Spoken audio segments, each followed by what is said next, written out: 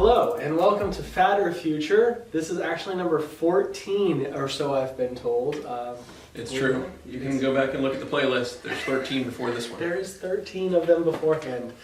No, we didn't. We're superstitious. We don't have a 13th one. We just skip right to the 14th. Oh no! Don't be superstitious. I always sit in row 13. All right. Yes, we have three great topics today. We're going to first cover Fatter Future is your cell phone provider, your new ISP, and we'll talk about some stuff there. So. And then my favorite is going to be our second topic, Non-Fungible Transactions, Fatter Future. And NFTs. NFT, that's the acronym of the day, NFT. This show was sponsored by the letter NFT. Yes. And then our last topic, to wrap up the conversation today, is going to be on chips. So Fatter Future, are we looking at a future where we have diversified major chip manufacturers? Yep. I love myself some Doritos, I tell you. That's right. That's right. Potato chips. No, we're talking processors. Chip-palooza. An industry long dominated by a couple players could be changing. So we'll talk about that. So let's jump right into it, Justin. All right. You want to open us up on our first topic about cell phone providers being your next ISP? Yeah, this has been very interesting. A lot of news in something where we've just been patiently waiting. We've been hearing about 5G. You might have even seen 5G on your cell phone with that actually out being real. It was a little bit of fake selling by a certain company, but yeah. Smart marketing is what I'm sure they say. Creative marketing. Creative marketing. But yeah, there's been kind of pedal to the metal, if you will, of movement in there, especially and surprisingly, all of it's coming from T-Mobile. Yes, T-Mobile's kind of leaped in front of the pack a little bit, and with the headlines at least. They have.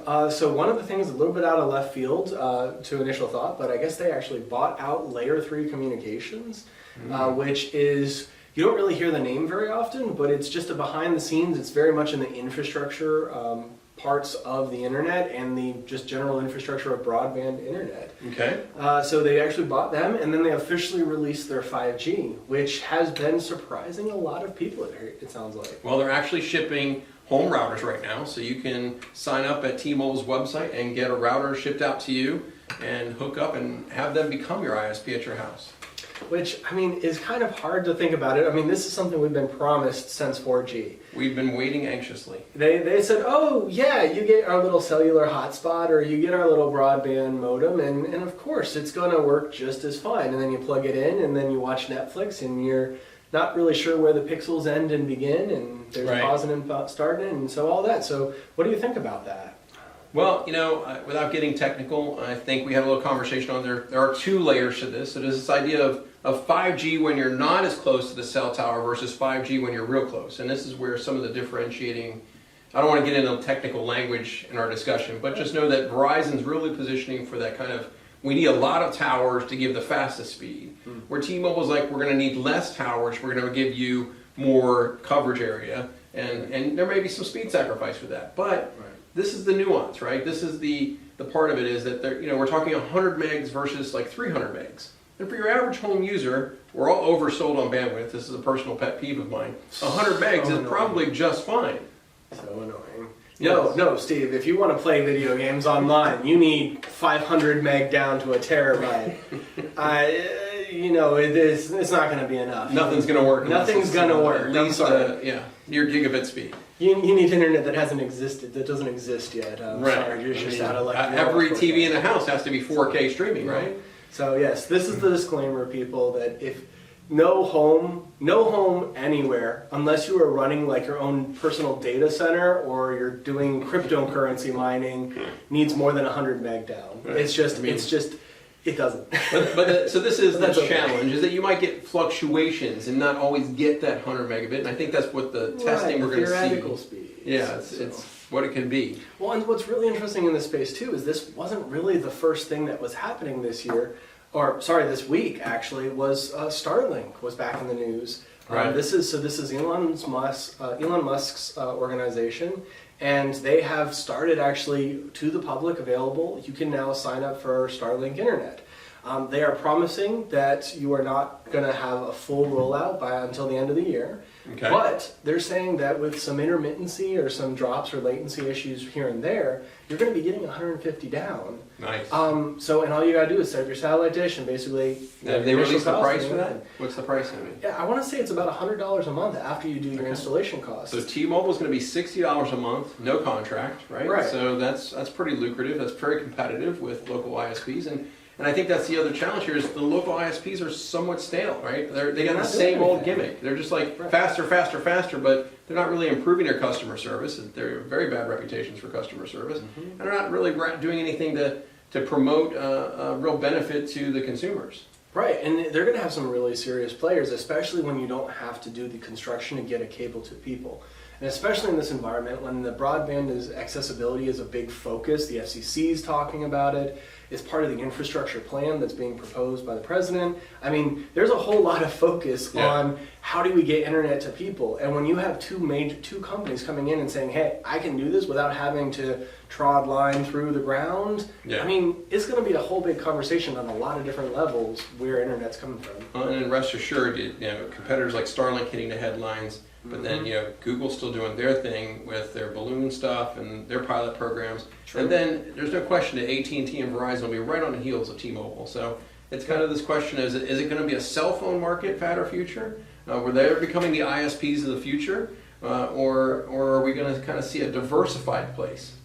I really hope diversified. I mean, every time I talk to a ISP representative, I'm like, I can't wait until there's some competition where you guys have to fight for this a little harder. But that's just me. Yeah, no, I'm still in a spectrum only area, so I can't wait to see if I get that 5G service. All right, so moving fat or future, do we think it's going to be this kind of diverse where your internet's 50-50 shot of it coming from a cable or not, or do we think it's just going to be a momentary blip or this continual in the near future? I think it's the future. I think that we're going to be more and more detached from physical places to get our internet. We're going to want it to travel everywhere with us, and the cell phone carriers are the best people for that. So I think there's a big opportunity here to push other people out of the marketplace, and we'll have to see how competitive the cell phone carriers are. Not so much just among each other, but with these other options coming. So I'm going to say future. All right. I'm optimistic. I'm actually going to say future too. I mean, I think it's just... It has been long overdue. The internet is just so integral to everything that we do, business, home, personal. It's a factor, and this evolution has just been static for far too long. I think it's long overdue for just to come up with a different idea, figure out a different solution. Well, do some searching in the next 30 days. I think there'll be a lot of test results as people like PC Magazine and some of those other places that do those kind of field tests with home routers. Sure. You'll be able to see some good results on how well the service is working. All right, well, let's move on to number 2, NFTs, non-fungible transactions. Now, I'm going to attempt the definition to keep this very simple. A non-fungible transaction is using blockchain technology to purchase something that you can own, but what you're actually owning is a digital entity of that, digital representation of that item. How was that? I mean, that's pretty much it. It's...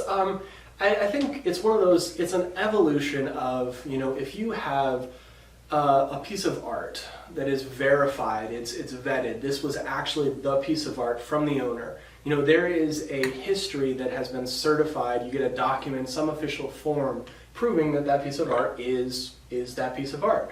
Or if you have, if you buy a purebred dog, right, there's the lineage and it's verified, something that's proved.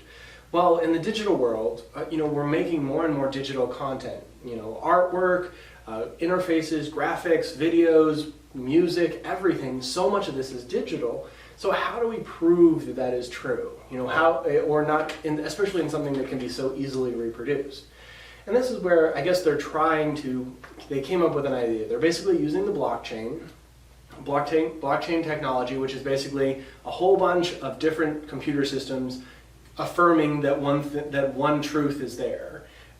They're basically using that to say this is the one and true sourced digital artwork, digital piece of good. And then you can own it. The challenge there, though, is that just because you own it, there's still no permanency to it. Right. It can still be copied, it can still be taken down. I deep sigh, but some famous tweets have actually become NFTs. But if Twitter decides to evaporate tomorrow, that thing is gone. That thing that you purchased for millions of dollars is just gone. So I think there's 2 points with NFTs that I would make. On the first point, it's opened up the door to artists who probably couldn't get to a market, right? They didn't have a gallery. They were doing a lot of artwork that wasn't being recognized. Maybe it was just being distributed freely. And now they have this way for not only their fans, but other people to support them by making these NFT purchases of their work. And I think that's a cool concept that it really kind of helped people find a marketplace for the talent they may have been giving away for free or sharing with people. So that's a positive. But I think the negative is that the technology isn't really understood by people. Right. So just no different than a cryptocurrency can disappear tomorrow. And again, the probability is based on how that network might come down. But the bigger problem is a new cryptocurrency can come right up alongside of it. The same is true for an NFT. So where you buy that NFT now becomes very important because another NFT provider could pop up tomorrow. So you might have Lloyd's of London as an NFT, and maybe the Metro Art Gallery as an NFT provider. And buying the same piece from each of them, well, then you've got 2 pieces of the identical thing. It's not like you can buy the Mona Lisa and I've got the Mona Lisa, right? So that's what, to your point. And that's the challenge, is that especially right now as people are trying to figure out what all this means.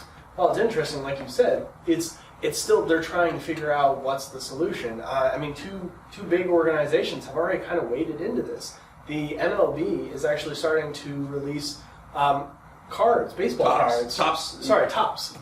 So They're going to come out with NFT baseball cards. Yes, and the NBA has actually been doing this for a little while now. They've got an environment, I forget the name of it, I think it's called Top Shots, but where you can actually purchase moments, which is like little video clips or custom things with different basketball players. And so like you have these organizations that are just kind of diving in head first into this. Well, there's no actual infrastructure or consistency. Very weird. So, and then I mean, as a technologist, I have to just stand back, and it's kind of like watching people, like a bunch of people get into a car that's too small. It's like you're looking at it saying, like, what's going on? It's not right. But you're standing there watching because you're just amazed that they're actually able to fit that many people in a small car. Well, and I mean, candidly, we've been here before too.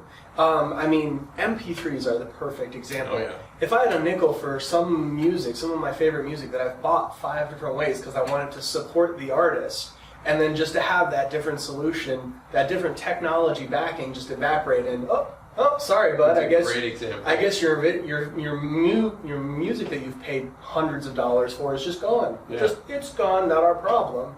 This, I think, is no different than that, Yeah. and especially with some of the price points they've been getting in the headlines, this is just boredom. Boredom, and people clearly with too much money to spend. And clearly too much money. All right, so I'm going to weigh in as fad on NFTs. I have to believe at some point somebody's going to pull the curtain back, and you're going to see that there is no magic happening here. That this is not a very viable marketplace. So as shocker, as counter to what it might sound like I'm saying, I'm actually going to say this is the future. Okay. I think the blockchain is starting to settle on this is a technology that fits the need. It's just, where does that finally fit down? Okay. But I think the blockchain has some permanence in where a lot of these other pitfalls that we've come across before could be resolved. They just really need to kind of figure out how to keep something stable. All right, I'm going to say here, I do not ever see myself buying an NFT. Oh, I don't know if I do that. I mean, I'm not at the front of the bell curve. I try to sometimes be at the top of the bell curve, but if I'm on the bell curve on this one, I'm way down on the other end. I'm a little protective of the money. Yeah, not going to happen. All right, good. So topic number 3 for today is chips. And everyone's heard of Intel and AMD and probably know them as the leading CPU manufacturers in the world. But this past week, Nvidia announced that they were going to get into the CPU game, and it kind of took the world by surprise a little bit. Yeah, not something that you would really expect from them, especially because there's been a lot of chatter of them potentially buying out ARM, right? Which was them buying a chip manufacturer. But even then, that was more mobile chips. That was CPUs that were in different other smaller technologies, but this is really more based towards like servers and data farms and things like that, like very high-end processors. And if you don't know who NVIDIA is, they're the leading graphics chip manufacturer, and they provide all gaming systems, Bitcoin mining, and a lot of data centers depend on graphical processing units. And again, this is what NVIDIA's bread and butter is. Yep. They've diversified. They're into artificial intelligence, self-driving. They've done a lot of for the graphics, graphics comprehension there. So, they've definitely been, all in around. But this is just another big push of them saying we're tired of waiting for the other technologies to catch up. We'd rather take it into our own hands. And I think this really has kind of been spurred a little bit. Apple was the one that took the first step. We had talked about it before with the M1 chip. Apple was like, we're going to go and make our own because we're tired of waiting for the other companies, the ones in charge, to figure it out for us. And so NVIDIA doing this, and then not insignificantly, Google even said their own. There's a lot of rumors that the new Google Pixel phone is going to be using Google's own chip.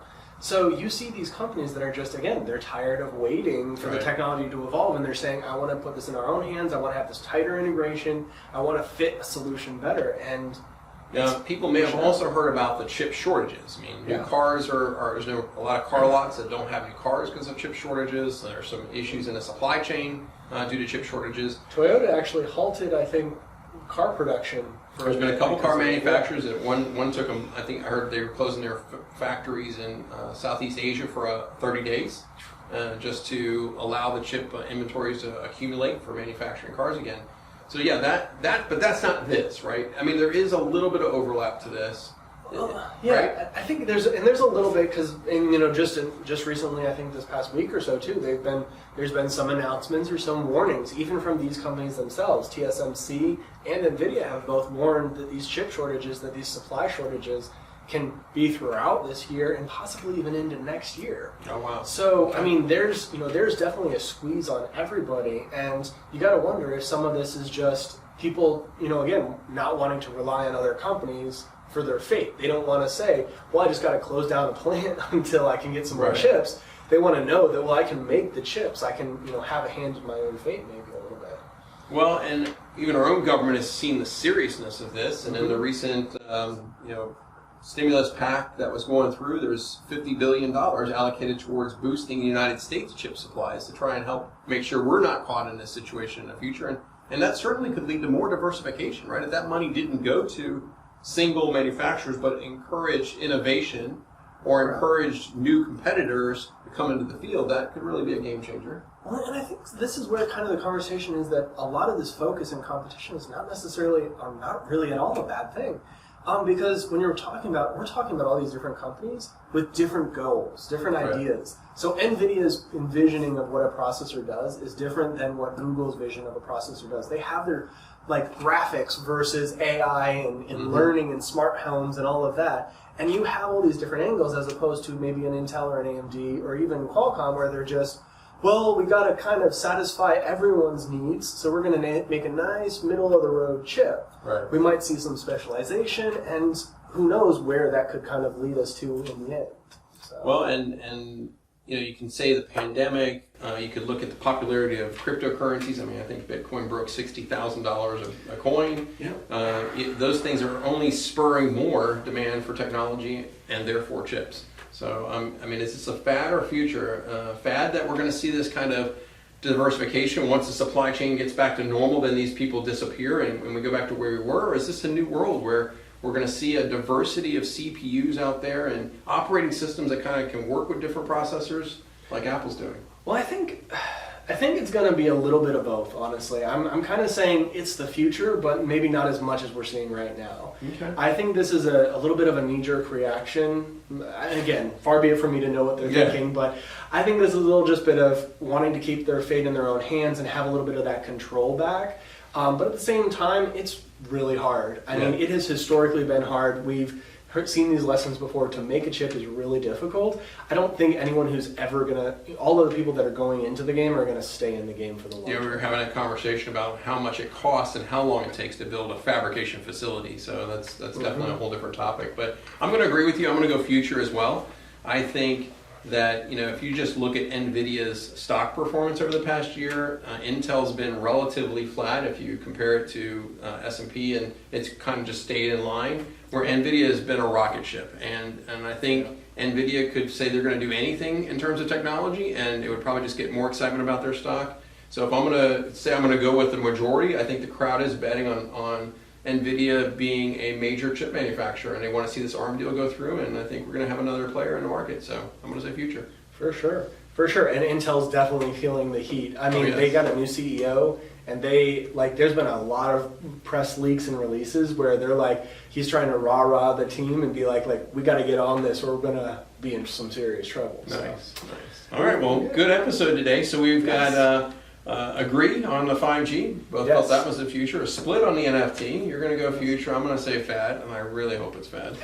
And then for number 3, we're going to both agree that the future is going to be different with CPUs and chip manufacturers out there. So a lot of big seismic, slow moving but seismic shifts. I definitely feel like we're on the edge of these big. Okay, how does everything connect and get powered? It's like those.